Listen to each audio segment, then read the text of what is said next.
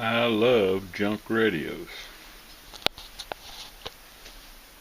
I was down in the shop looking for just to see what kind of radio I wanted to work on next, and I ran across this one.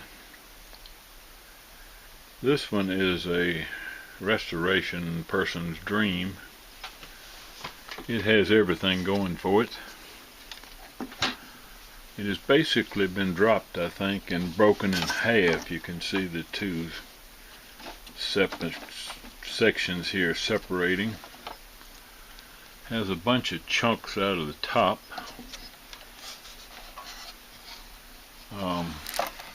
Big chunk out of this corner. However, it has been taped on, so part of it's there.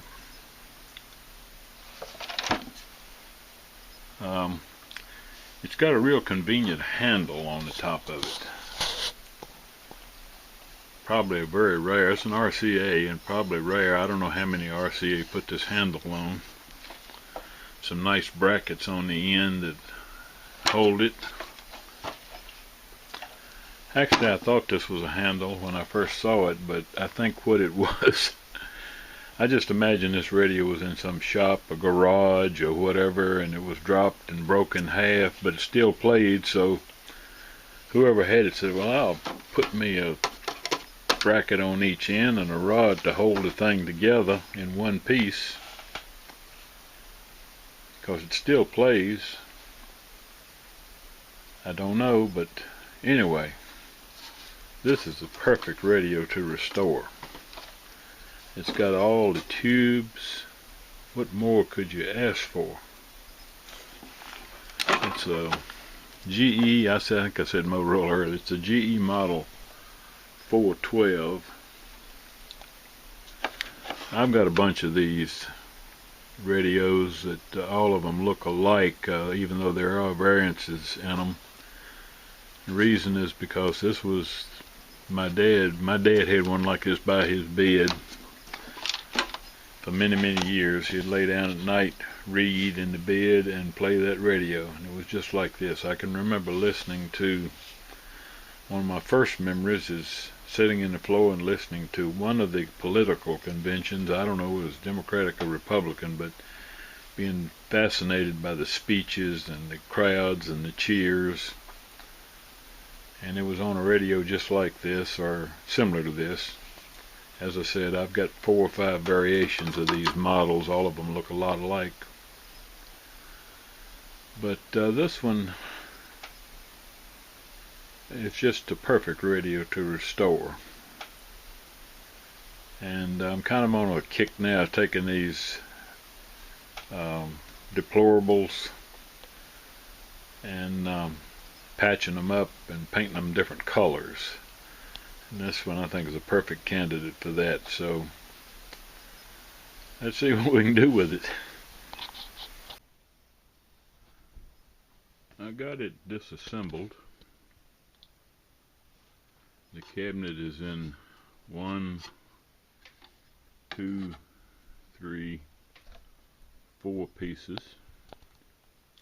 This one's still got the speaker in it. I got to get that out and wrap it in cardboard before I tear it up.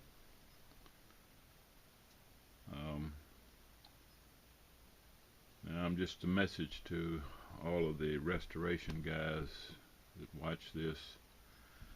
Don't be sending me emails wanting to buy this very rare GE radio with this, came with this special handle slash brace to hold the two halves of the radio together. I know this is a very rare accessory. I'm not interested in selling it. So I got all of the black electrical tape off of it that was holding these pieces together. I'd like to buy some electrical tape like that, because that stuff held, I could hardly get it off. Electrical tape you buy today just don't do that. So now I got to clean these pieces up and start gluing things back together. And So here we go. I super glued all of the pieces that I had together, and so I've got something now that looks like a cabinet. This corner here, I had one big chunk which I've super glued in place, but there's a lot there that's going to need to be filled. The top, it's got a big piece, and what I intend to do with that is I got some plain old aluminum flashing here, and I will JB weld a piece of that to the underside of that, and then I will fill it with body putty, sand it down, and take care of that situation.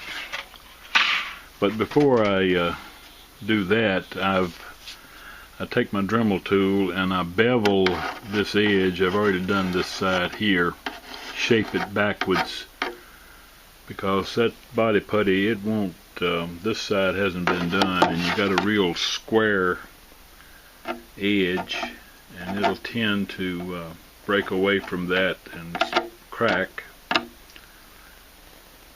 If you bevel it back, give it more bonding surface, it'll help with that. And it may eventually do it anyway, but that's a little safeguard. This corner down here, I will fiberglass the inside of that, because it's hard to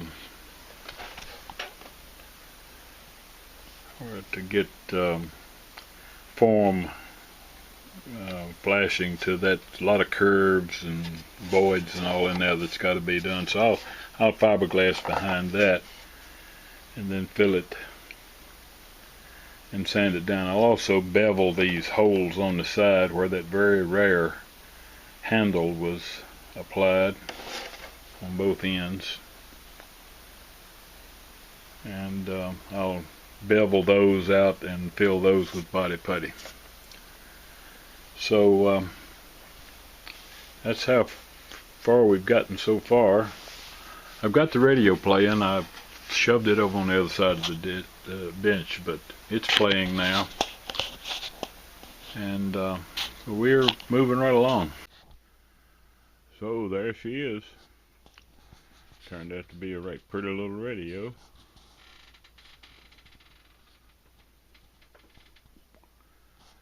And to end this up, I've already done another one just like this radio.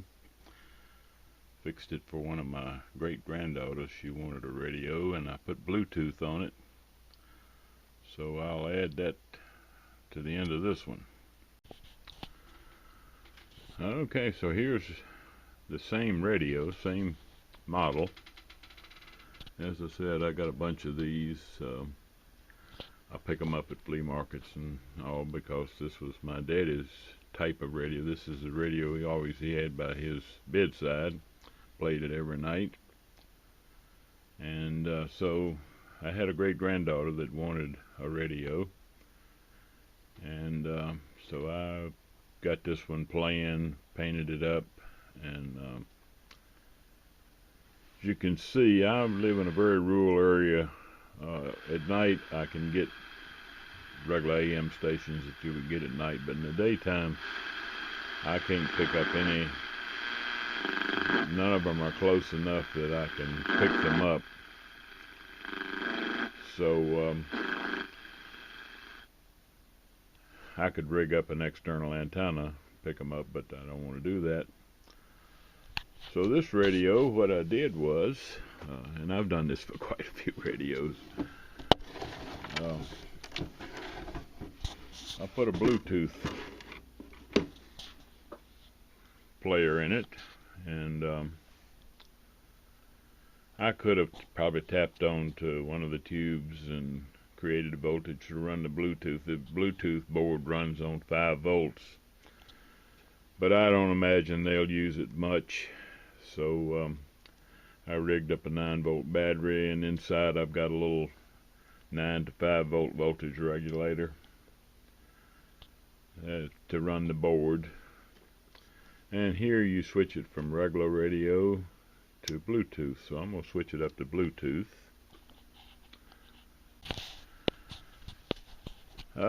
So I've got some big band type stuff playing here on my iPhone, and I'll play just a tiny bit. It's coming through this radio via Bluetooth. I'll just turn it up real quick and turn it down because the copyright police probably won't like it.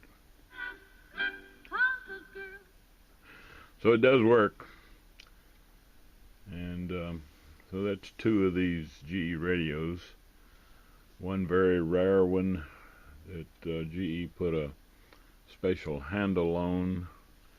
As I said early in the video, I don't want any emails, people trying to buy that very rare GE radio with a handle and a few holes in it. Factory, I guess, I don't know why the factory knocked those big chunks out of the cabinet like they did, but so this is two of them, and they turned out to be real pretty little radios, and I'll probably do some more of these. I like to get these unrestorable, deplorable radios, these little Bakelite and plastic cabinets, and fix them up like this and paint them all colors. If they're really nice radios, I don't do that. I leave them original, but these that I'm saving from the junk pile, I don't mind painting them some pretty colors and playing with them.